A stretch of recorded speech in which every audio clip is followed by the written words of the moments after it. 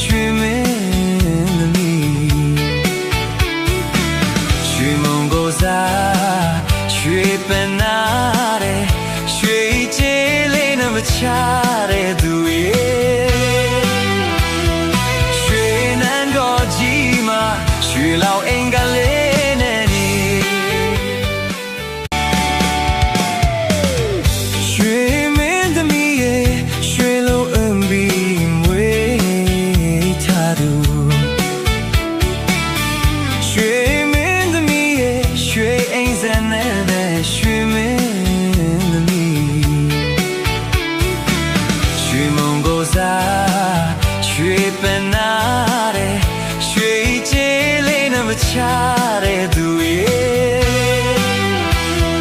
ရွှေနန်းတော်ကြီးမှာရွှေလောင်အင်္ဂလေး